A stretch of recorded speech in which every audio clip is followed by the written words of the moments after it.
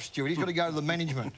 He's got to go to the management. Simon wouldn't be a shop steward. He'd be managing director. Well, he was everything. Well, he wanted to be the whole lot. But Simon had to go to the management of the Bulldogs and come back with our ideas. And come back, been gone 5 weeks. So you had to tell him, he had to tell him your ideas. Our ideas, what we thought, where the club and could then improve. feed back to you. Feed it back to us. So what did he feed back to you? Nothing, Tony. He come back with his own club. So you his own club was called the 105, which I thought was games played. But they told me it was goals he kicked in 85. But in 85, he kicked 105. Yeah. He spoke to me only 3 or 4 days ago. I said, mate, call it the 15-goal club. Why was that? Because I gave him 90 that year. He didn't like that, Tony. No, I can imagine. He hasn't come back. Now, Doug, this was a meeting because you wanted to overthrow the entire Bulldogs football club, didn't you? Yourself and Simon, you didn't want the coach, you didn't want David Smorgan, you didn't want Campbell Rose. You wanted to take over the club. It was called the Hatchet Club, wasn't it? And Simon was sort of put in there to sort of feed back your thoughts to the Bulldogs. Kev was about how to improve the club. There was ideas how to make the club better. Were you going to take it back to being Footscray, or were you going to be at the Western? There's a bit of Footscray we wanted to be back at the club. And their main policy about improving the club was we can improve the club if we take over. That was it. Probably close to it, though.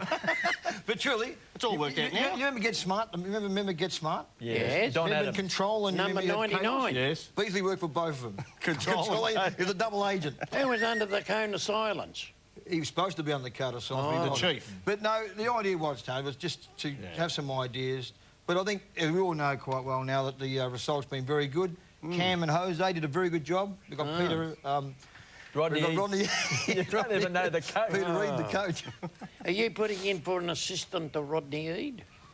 You'll have a dip, I reckon. They know me number, Tone. They know your number. Yeah. Not after Simon was down there, they don't. No. Do you feel even slightly embarrassed, Doug, that, you know, this groundswell to get rid of Peter Rode, and now you've caused his demise, and Rodney Eade, I think you wanted Brian Rule to come into the coach because he was a close mate of yours and more than likely would have done a terrific job, but he missed out to Rodney Eade. But, you know, do you feel, you know, in any way, you know, remorseful of the fact Kev, let's get one thing clear, Kevin. Peter Rose. When I call you Kevin, you know I'm serious, Kev.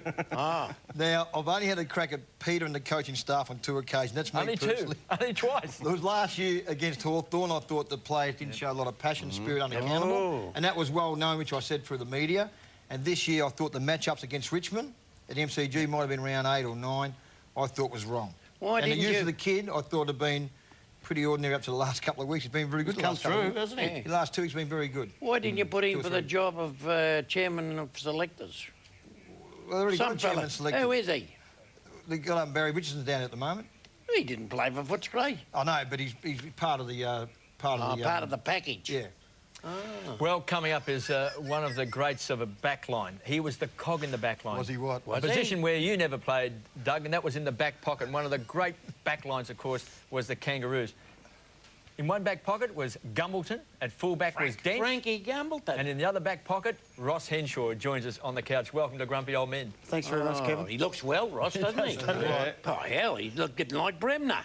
The people wouldn't believe Bremner was 57 a couple of weeks ago. Had a lot of feedback. Ask Ross, how old's Ross? How old are you, Ross? 52. 42, Ross. 42. 52. It puts you to shame again, Doug. Absolutely. Yeah. What happened to the mullet? Because when you played, you had the long hair. Oh, I had a clip last week, Kevin. Yeah, gets a bit heavy. I'm a bit blessed with the hair, and when it gets a bit heavy and long, I have to go and get a cut. So every 6 to 8 weeks, whatever. Ron Barassi didn't mind you having long hair? Actually, it was an issue a couple of times. Yeah. He was pretty strict on the hair length and also, you know, your clothes, what you wore to the ground and all that sort of stuff. And yeah, it was just the professionalism of him, I guess. Did he talk to you like he talked to Keith Grigg? Yeah, he was sometimes, he was hard on Keith because I think he didn't think Keith kicked enough goals from the wing, and that was his main Keith had too much flair for Barassi, like fellas like you, good, you know, good straight ahead journeyman, take the ball and up the way she'd go, Rossi. Well, Keith was a beautiful footballer. He was the best I ever played with. And I mean, back-to-back Brownlow medals, and you know, from the back line, if you hit him on the chest with a fluky pass, Bob, You were a good kick. Yeah, you were a good kick. Yeah, Now, don't do that fluky pass. Yeah, anyway, you keep it out in front of Keith and you know he'd always get it. Yeah. And, of course, Shimmer on the other side, you know. That's right. Different players. Keith had probably more flair.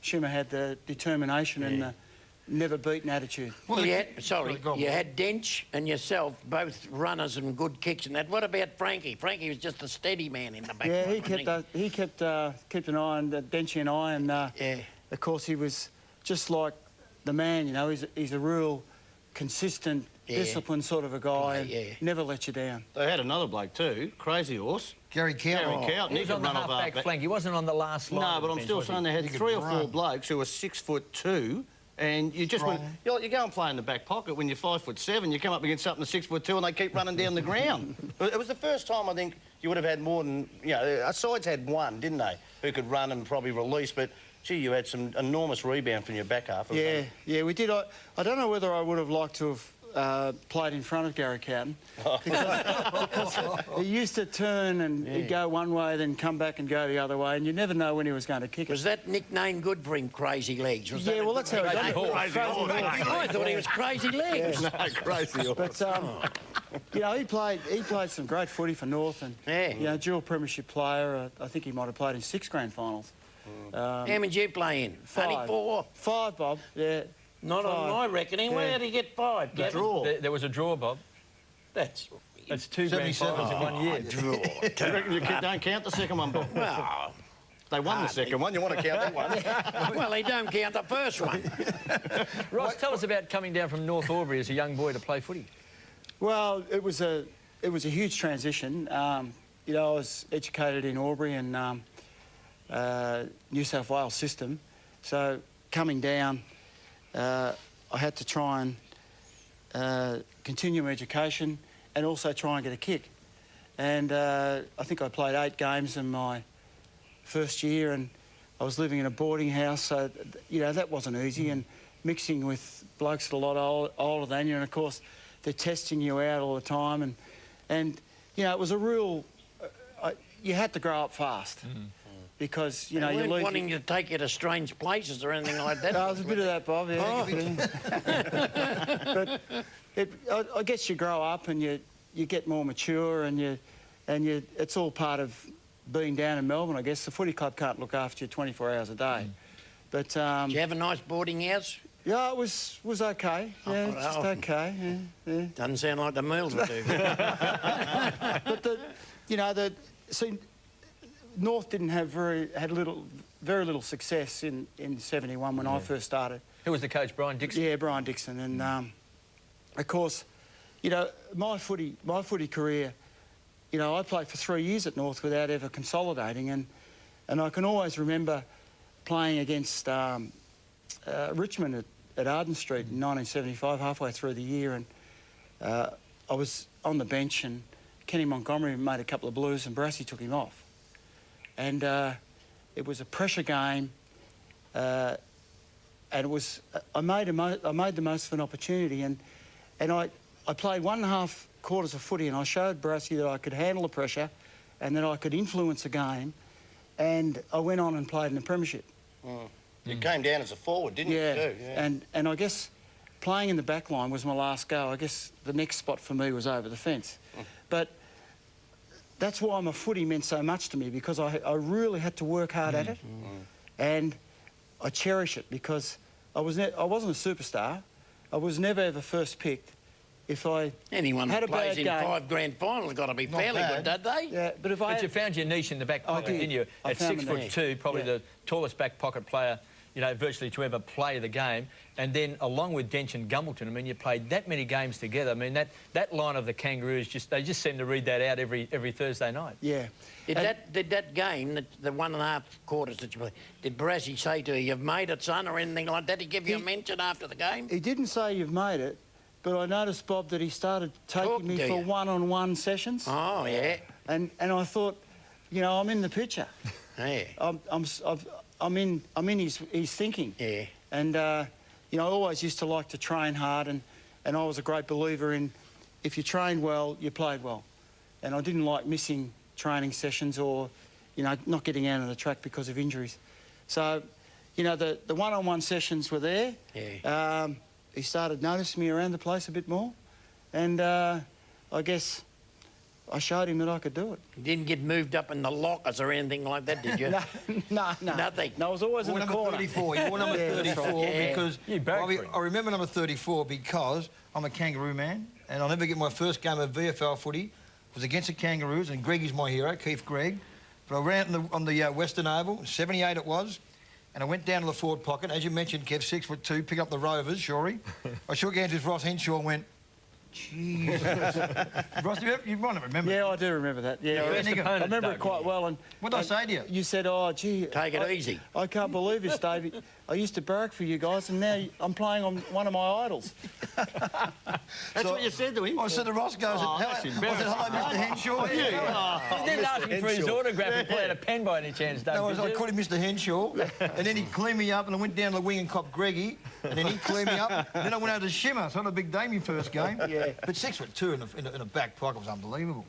What about when you had the 10-year rule and all those great players came to the club? To have the start of it when you didn't have a lot of success at all, and just to say, gee, bring these players straight in, you know, we know who they are, Rantel and Davis, you must have thought, this is what we really need, and then it just all worked that quickly? Well, I'm glad you asked me that because I think North went after four of them, and they got Wadey, Johnny Rantel and Barry Davis, and they missed out on Dittrich. Dittrich, Yeah, yeah. big Carl.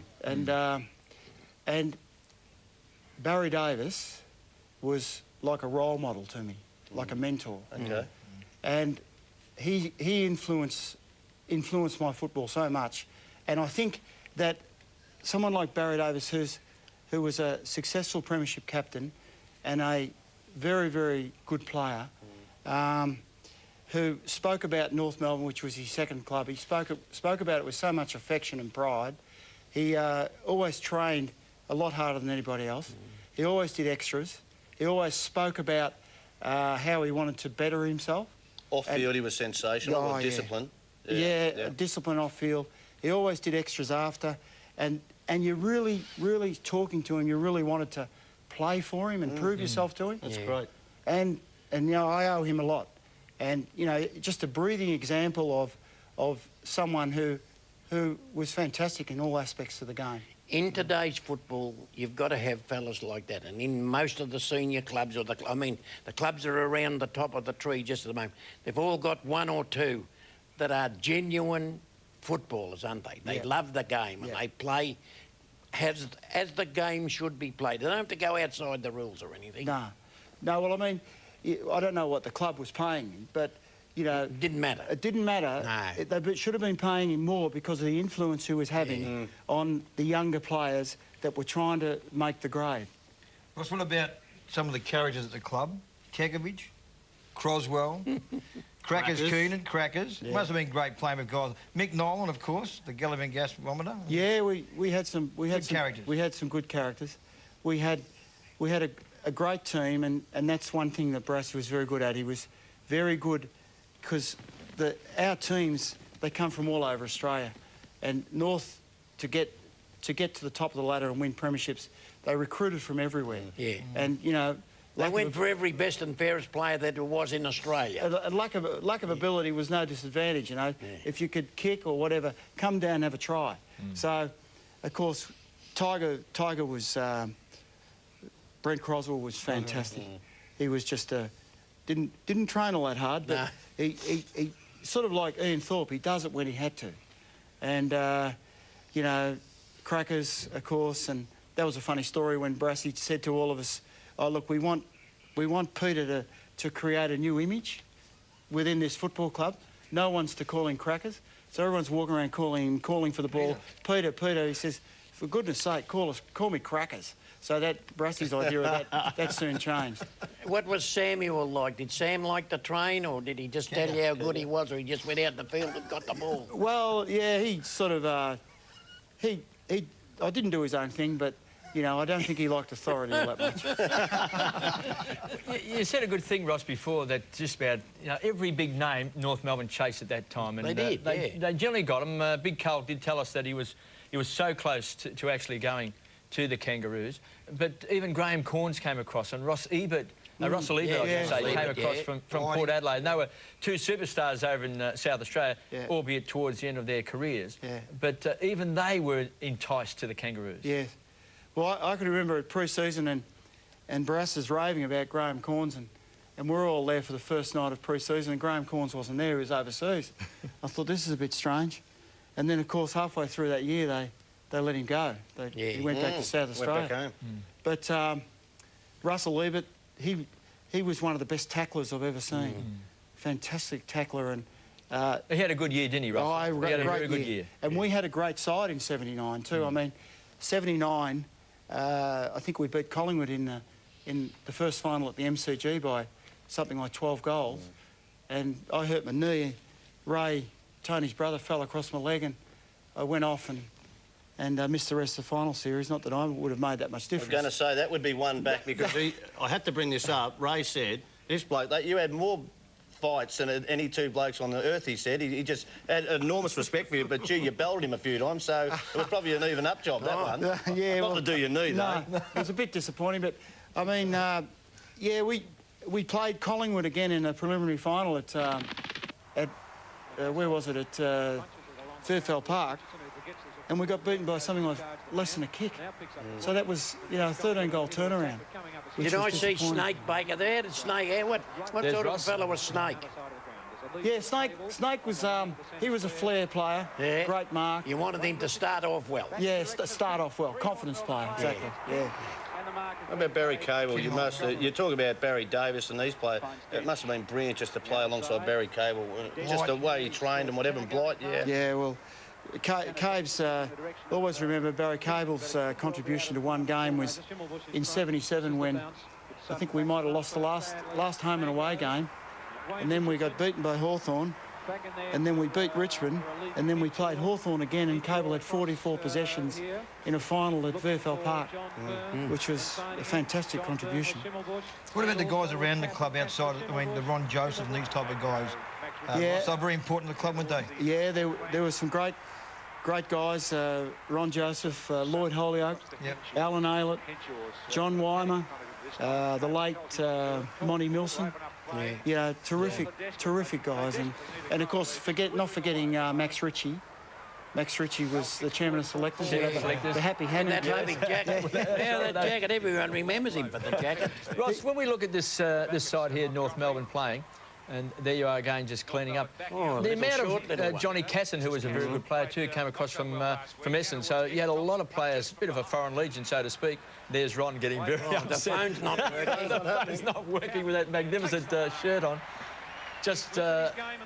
It was just at a time when your style of play, if you look at this style of play on this footage here, you know, there's a lot of play on, there's a lot of transferring the ball, you know, handballing over almost going to the other side. It's not as if it's in the dim, dark ages as compared to the game today. Yeah, we did switch the play, we did create a lot of run, and I suppose it's, you know, if you can kick the ball or carry the ball 20 metres and then kick it 50 to 60, you become an 80-metre player. And if you get it over the lines, you're kicking over the top of the packs where your midfielders can run onto the footy. And I think we instigated that. Gee, we'd love to see it now, wouldn't we? Modern football, the possession game. Do you go to the football now, Ross? Yeah, I've got a small role with North. Oh, yeah. The Kangaroos on Saturday as a match day assistant. What, watching the other teams or doing No, just sitting on the bench. In the box or in the bench? On the bench with the interchange guys, you know, just sort of prepping them up and talking to them as they come off and that sort of thing. Now, Ron Barassi, you know, was a very vocal coach. We just saw him there before. He's just about to, you know, eat the phone, and obviously his addresses to the players at different stages would have been, you know, pretty forceful. Dean Laidley, we see Dean at the moment in the box. He can get pretty forceful in the box. Does he remind you at all? phone? Does he remind you at all of Ron Barassi in his style of coaching and his intensity? He's very intense. I don't think he doesn't, or Barras, when you played under Barras, you felt as though he was sitting on your shoulder all the time. You felt as though that he was, you know, you make a mistake and he's likely to take you off every time. Dean Laidley's not like that. I think Dean Laidley's going to be a very, very good coach for a very long time. Ross, very impressed. Did you enjoy a beer, Ross? Because the reason I asked that, you sponsored by Courage. That was a shocking. I mean, was that sponsored North Melbourne back in those days? Yeah, that's right. Yeah, I enjoy it being more so now than I did when I was playing. So what was wrong with it? They were getting it for nothing. There's nothing wrong when They you get wanted it him for at nothing. Footscray. They wanted Courage at Footscray when Dougie was in. That was What about the drawn grand final? I think it's probably self-explanatory, but how did you feel? Not the team, but how did you feel the drawn grand final? Was it something that, you know, you just, well, you couldn't believe it, but gee, the emotions that you had? Well, I guess none of us could believe it, and well, close proximity to myself, you know, we all were searching for an answer. You know, we didn't know what was going to happen, and so we just, I think the first guy I spoke to was Gary Cowton. I said, well, what's going to happen? And we said, well, we'll just have to wait and see. So it wasn't until we got inside and we were told we'd have to go through the whole thing again. But Barassi's coaching the next week was just fantastic. Didn't do a lot? He nursed us along and, you know, just because really at that stage of the year it was above the shoulders. Yeah. You know, you couldn't get any fitter. No. You just had to maintain your focus and be strong and be prepared for the next week. Now, you're on the rules committee, Yes. Kevin. What happens if it's the draw this year? Well, they have a Replay. they play it again, Bob. A replay. They've got to have another replay. Yes. We're not having any 10 minutes each way or anything No, like that. that's only in the lead-up finals. Is You it? can't have a draw Pre-season. No. in the other finals. The Righto. only final you can actually have a drawn game is the grand final. Then you replay it. Well, Kevin, you're very good with facts and figures and all that sort of stuff and knowledge. Like in '77, we played 5 finals and 22 home and away games. Can you name the North player who played every game for that season? Well, there's one No, from left field. go This on. is a sports yeah, what trivia is one. it, Kevin? Go on. Ross Henshaw. No, it wasn't me. I thought you might know that. Everyone. Every game. John Casson it was. Yes, Yeah, it was yeah, John Casson. yeah. He played a... Sorry it's about that. Kevin. Bob. How's it? Well, he's just a something I knew in the foxy. back blocks of my mind, Doug. Someone just flashed a sign at the back Yeah, of the no. room. It come up on the auto cue. We know, Kevin. But no, at that particular point of time, it was seen that John Casson had played the greatest number of games in a single season of AFL That's football. right. Exactly. Yeah. He was a good player, John. He was pretty fiery tough, too, wasn't and he? he was fiery. He was dirty. Did He he was have a all the dirty hair, player. Johnny Casson, or is that Wearmouth? Oh, he had a Ronnie bit of hair. had Ronnie too. had a lot of hair, but Johnny's was a little bit, a bit long as well. Well, Johnny But always says... leading into that replay of that grand final, there was a lot of talk that Ron was absolutely ropeable with a couple of stars at North Melbourne. I just wonder whether you felt the pinch training that week that, you know, Malcolm Blight was going to be dropped. Who knows, maybe even Brent Croswell was going to be dropped. There was about 3 or 4 big-name players that Ron was determined they were out. Yeah, there was a bit of a vibe about that, but Might have been Ron just Did they giving make him a it bit of an edge. I think he might have been foxing, and no, there was no change to change, side. No, but there was a lot of talk, and Ron was absolutely ferocious. He was going to drop someone. Yeah, yeah, Makes you hungry, doesn't it? it does, yeah. But Well, he's going to drop himself. Now, this might be a good trivia question. I'm not quite certain whether this is true, Bob. Righto. But I've got a feeling that Ross played about 165 games for the Kangaroos, played in those 5 premierships, played in one of the greatest last-line defences in the history of the game. Did you ever poll a vote in the Brownlow medal? no, I didn't. Not one vote. Not one vote. Not one vote in 165 games. See, that's why we don't rate the Brownlow, because we never won one. Not to get a vote, but you were kidding, aren't you? What, one vote? Yeah, not it's a one. river game. I mean, I there's a can't dashing believe it. That is back staggering. pocket player, streaming out And of used the defence, ball so well. Great marking skills, and both kicking. sides. Well, maybe I should have handed the ball back to the umpire more often. Yeah, Ross, fantastic to catch up with one of the greats of the Kangaroos, 5 premierships, and whenever you think of those great Kangaroo backlines, it's always Henshaw, Dench and Gumbleton, along with all those other great players. Thanks for joining us. And these days, of course, you're in the fish business. Yeah, I work for a seafood importer. We sell a Kingfisher brand, and I'm sort of doing operations and that sort of stuff, so yeah, that keeps me busy. Got 3 beautiful girls, Laura, Sienna and Lucy, and my wife, Julie. Yeah. So, no footballers? no, all girls, so... What about next Grumpy? Wouldn't mind a seafood platter, will we? Boys? Absolutely. Got to watch out. Bobby loves prawns. Ross, Ross, thanks for joining us. Ross Henshaw, one of the greats of the Kangaroos. And stick around because coming up, one of the greats of Geelong, the man who replaced Bobby Davis, coming up on Grumpy Old Men.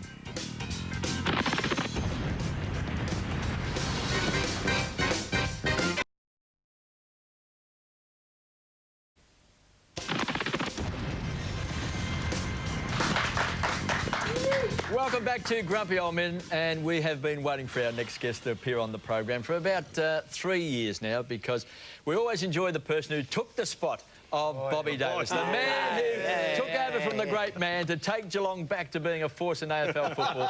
He was a great player himself, second in the Brownlow medal, their champion rover, and of course best and fairest winner. And the great Peter Pianto joins us on the couch. Peter, welcome to Grumpy Old Men. Thanks. Now, Peter could play. He is a rover. I know, he was one of the all-time he greats, could play, Bob. I'll tell you. But I must tell you the best story.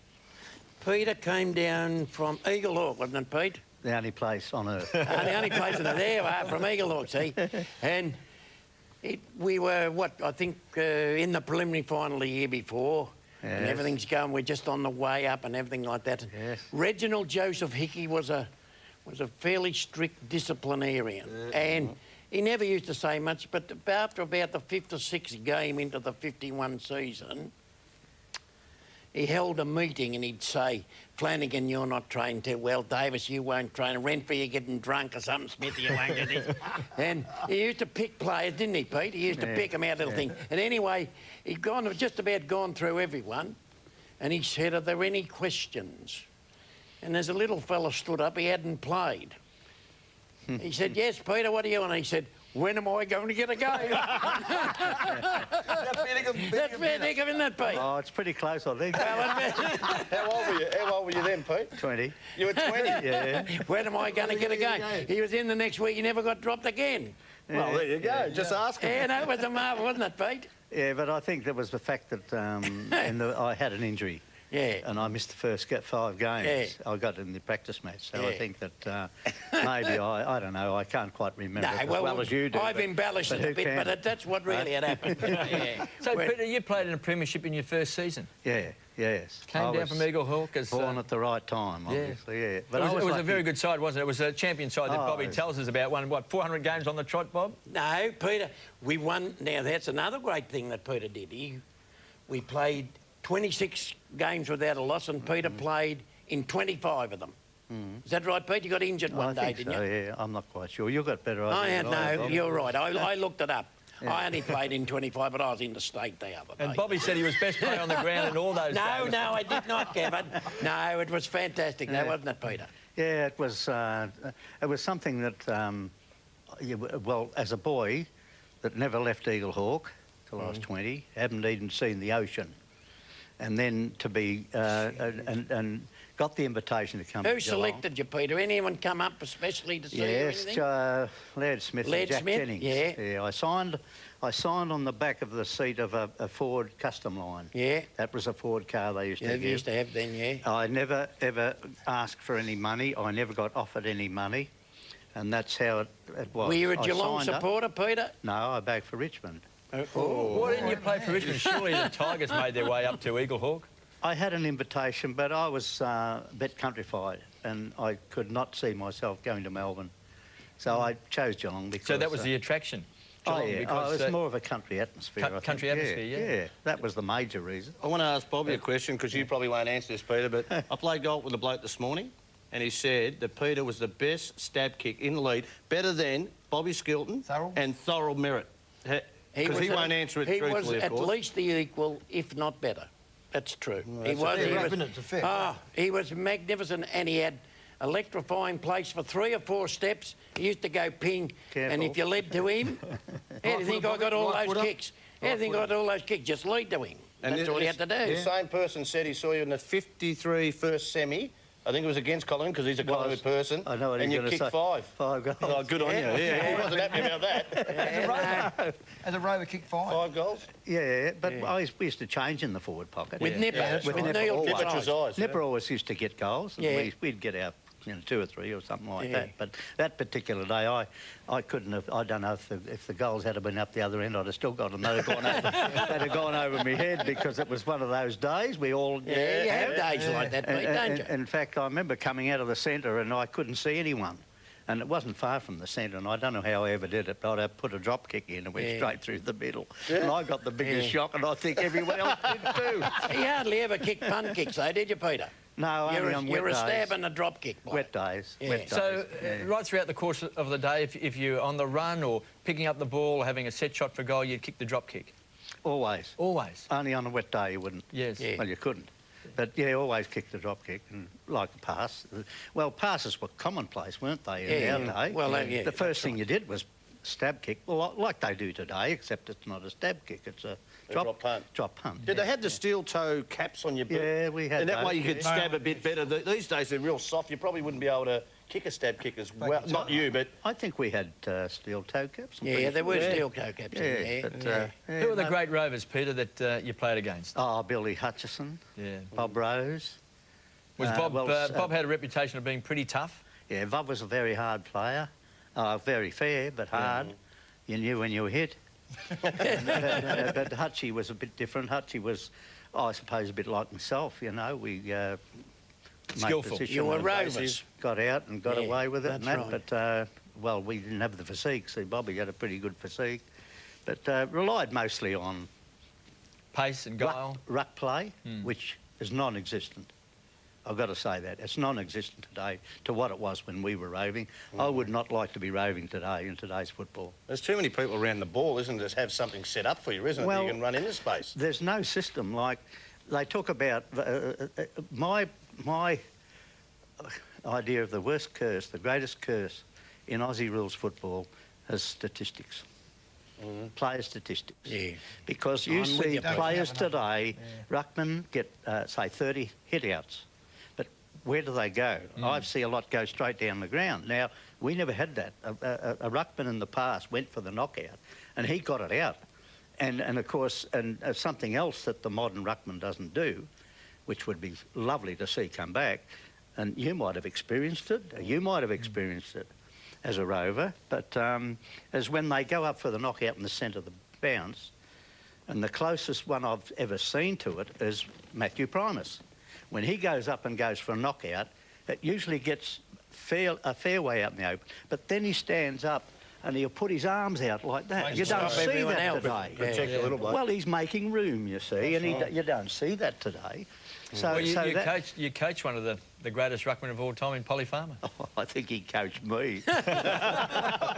Now, talking about that, Pete, how has the last couple of weeks been with Polly saying, oh, 67, that was a terrible time? Yeah. Were you of that opinion? Do you think you got robbed? We should tell people for a start that Peter was the coach of Geelong in That's 1967 in that famous grand final. Tom Hafey was coach of Richmond. Peter was coach of Geelong. Went right down to the wire, and there was and Polly has watched it 1,000 times and says that umpire Peter Shields robbed the Geelong Football Club of the 1967 premiership. Well, I think probably it's the easy way out when you blame the umpire. That's right, Pete. Like we had a plan that we believed that Richmond played on confidence. They were a very confident side.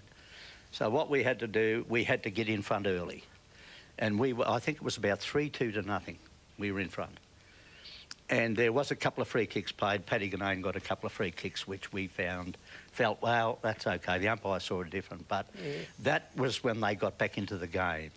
So, you know, at half-time we were pretty close. And then after half-time, you might remember Sharrock. Sharrock came out and kicked 3 in no time. Yeah.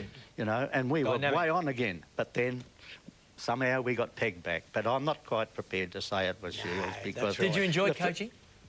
I did, yes, I did. I liked it. I wouldn't like it today, where you're literally forced to be interviewed straight after a game, and when you get beat, say if a coach today gets beat by, well, you've probably experienced it, 10 goals or so, and you've got to front up and tell them how you got, and what about where you felt like going and tearing the players to pieces? So, you know, I feel that's very unfair. They might have had a comment. They might have had a comment in the Sporting Globe a day later, wouldn't they? When you in the old days. Yeah. Brian Hansen used to be mate of mine from the truth. He used to get into me. Oh God! How did you feel taking over from Bobby as a coach? I mean, one of the favourite sons of Geelong. Did you feel any Well, added it's a pressure funny on thing you? you say that. Bob would get a hell of a shock here, probably. Yep. But I had no idea, and I had no intentions of coaching Geelong. In fact, I had no ambition to coach. Well, what happened then, Peter? How did you know? Well, I was in Colac. I had a sports store in Colac, and I had a visit from one of the players of that day, and I'd finished coaching, and I'd been to Claremont and WA, and I'd finished down in the Western District, and he came in one day and was talking in the shop and he said, why don't you have a go at Geelong? And I said, oh, you've got to be joking. Me coach Geelong? God, you know, a boy from Eagle Hawk. Anyway, so he said, yeah, why don't you have a go? I said, no, not interested. Anyway, it was a bit later, he came back in again and he said, come on, why don't you try it? Now, I don't know why he was trying to get on to me, but I don't know what happened between him and Bob. Bob. Bobby. Oh. Come on, Play a revolt, Bob. No, I tell you, we didn't have Dougie Hawkins there. Great comeback, Bobby. No, what happened was, well, I felt that I'd been reasonably successful. We went from last to winning premierships and never out the 4, and we got beaten. I must preface it by saying this. I was the last of the non-thinking coaches. I just had a real good team and used to keep them fit and keep them happy and put them in it. And anyway, in 1965, we got beaten. If you want to know the full story, Essendon, we played Essendon in the semi-final, and they used to have, what's his name, Teddy Foreman and Keddy Fraser. Yeah, Ted Foreman. And they switched them before the game. And smart Alec, I said, oh, Westie will beat Fordham and what's his name? They'd kicked 5 goals before it even started. And of course, I switched them. Then it was too late. And on the Monday night after the meet, after that game, O'Brien and I, well, you knew Leo very well, Peter, but O'Brien, we went into the meeting and the committee man, one of the committee men got up and said, we think we'll advertise for a new coach. And it stunned me, to be perfectly truthful. And at the last 10 minutes of the appointed time, the football club rang up and said, you haven't put in for the job. And I said, no, I'm not putting in. You had no hard feelings, Bobby, at all? No. So did Jack Jennings come down and see you then? No, no one did.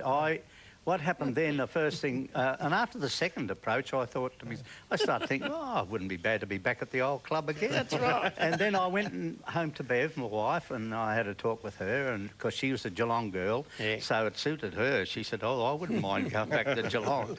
And then I didn't know what to do, and I thought, no, I'm not going to put in for it. I didn't think I was qualified for starters. And anyway, I thought, I'll give Reg Hickey a ring, see? And I said to Reg, Reg, I don't know, what do you think? He said, Peter, he said, what you're going through now is what I went through when I first was approached. So he said, have a go, you can't do anything. And then I'm thinking of Wolfer. And then, I rang Jack Jennings and asked him about it. And still, I'd never put in a price or anything like that.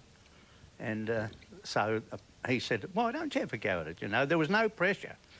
But anyway, so I said... at the time, was Jack the president? Jack was and he said, have a go for it, Peter. He said, have a go. That's a nice... Did you have an interview? Like, these days you've got to have a PowerPoint. I didn't have an interview. No interview, Peter. No interview. No PowerPoint presentation. And it was a shake of a hand job. That's right. Well, £20 a week. I think you were getting more than what I was getting. Oh. And they said... now we know. Tommy Morrow said... I said, I wouldn't have a clue what to ask for. And he said, put a figure in. That's why I put in £20 a week. Well, what were you getting? But I enjoyed it. Interest? 60. 100. I must say that I was getting £1,000 a year to coach. Well, that was pretty close to the same. £50 a week. Well, like for football season. Well, for the year, it's about £20 a week for the year. Yeah, but for over the... Well, I got paid for the whole year. I didn't get paid for But you weren't a full-time coach in those days, Bob, were you? Well, I was the non-thinking coach. I used to just go down and... But I used to just laugh and joke about it. I got £40 a week to go to Caragalack and yeah, to Caragalack. Well, they all left. All the good players used to leave then, didn't they, Peter? We had to. Yeah. We got married. We had no money. Not like, I suppose they'd live with a fortune today, but we had no money. So that was a big opportunity to get established, so which we did. We went down there and... You were 28, weren't you, when you retired? 20, was that? 28, yeah, 28. That's young. Yeah, I suppose it is. Peter got beaten by Peter Box. In 56. In 56 by 6 votes for the medal. You know, Rossi Henshaw said he got no votes. How many votes do you think this fella got in his career, short career? I'd say 100. 78. Oh, God, you know more than I do. Hey?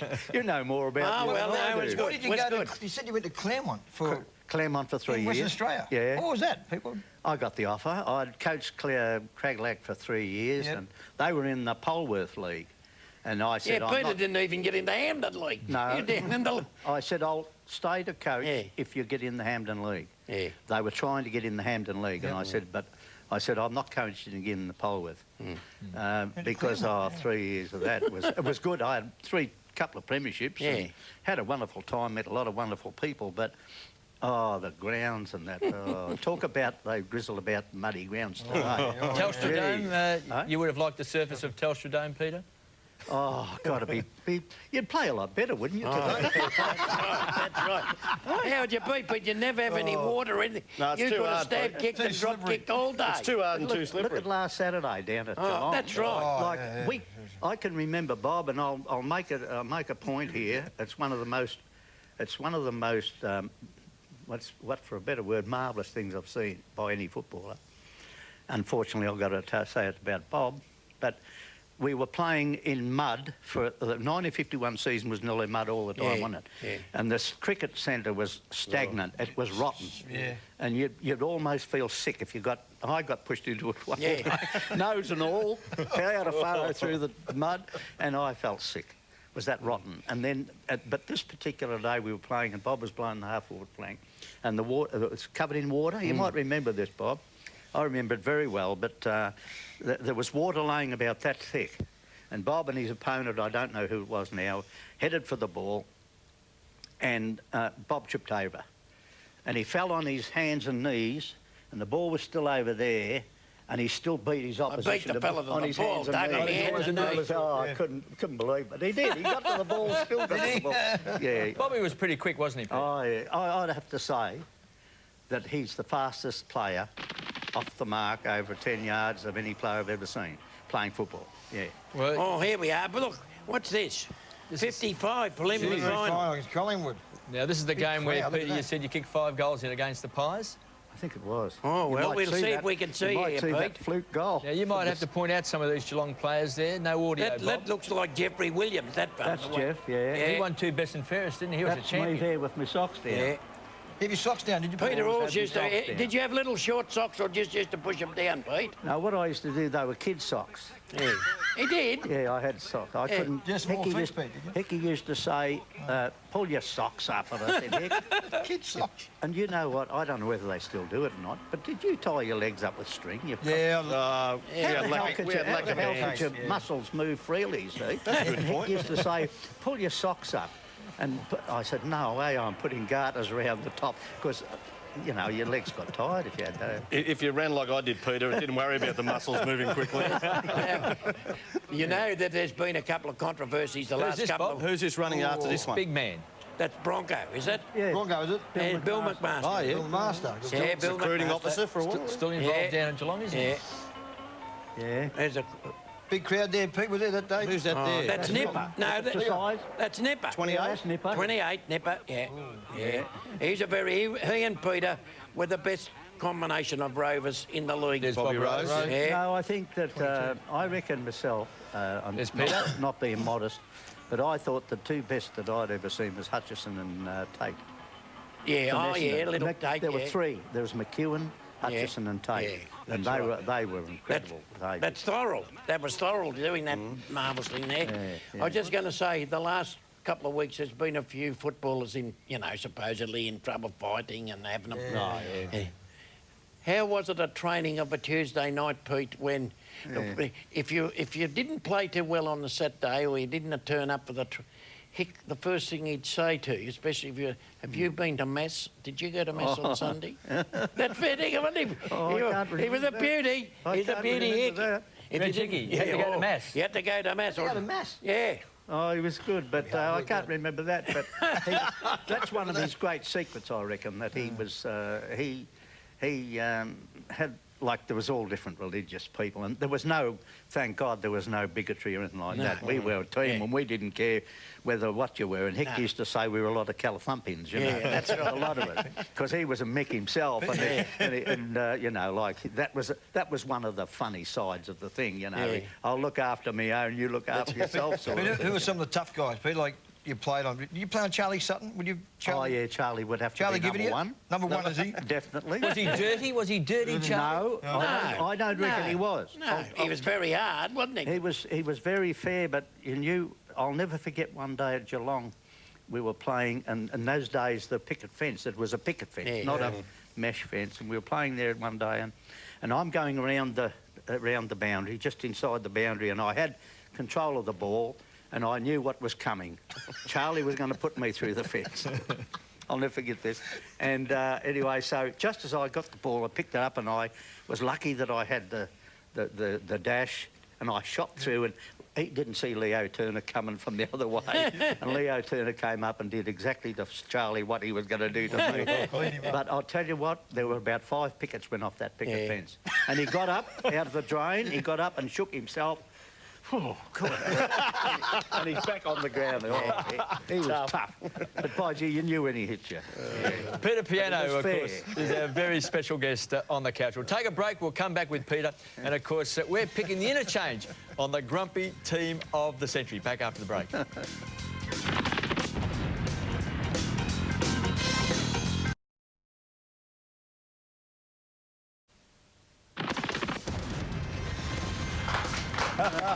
Oh, we're having great fun here on the couch, of course. It's one of the greats, Peter Pianto from the Geelong Football Club. We've got to pick, of course, the grumpy team of the century. The AFL brought out their team of the century in 1996. We were very unhappy about it because none of us got in it. But we're all in the grumpy team of the century.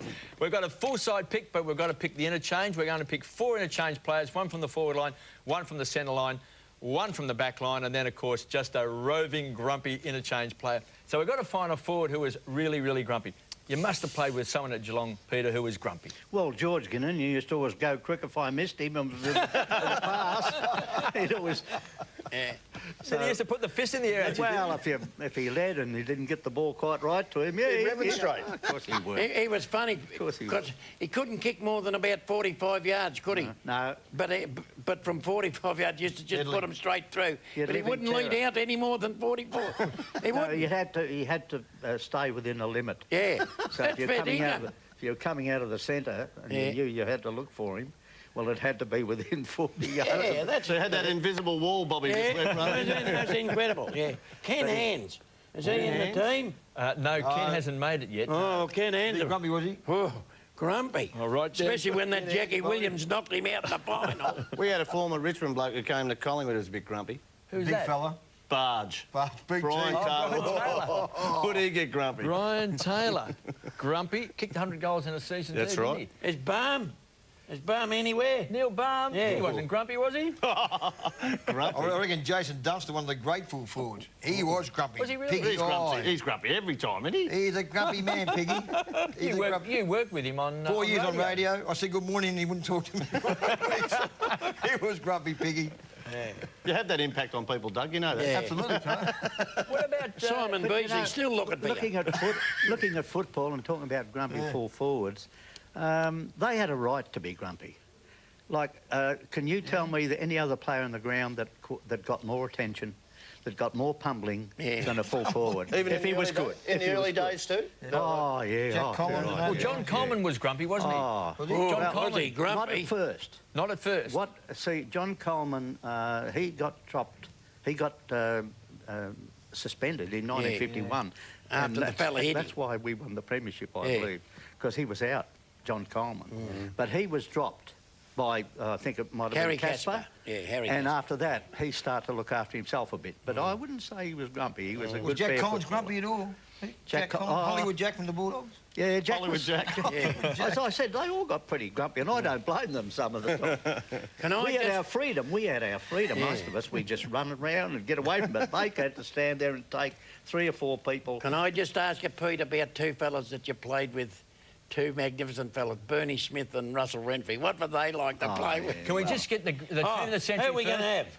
Well, Neil Baum. Neil Baum, you think? You said his name, Bob. Okay, your chairman selectors and Neil Baum has okay, been named as the first interchange on the grumpy He'll be team grumpy about that being of the interchange. century. How can he be such a lovely bloke off the field, though?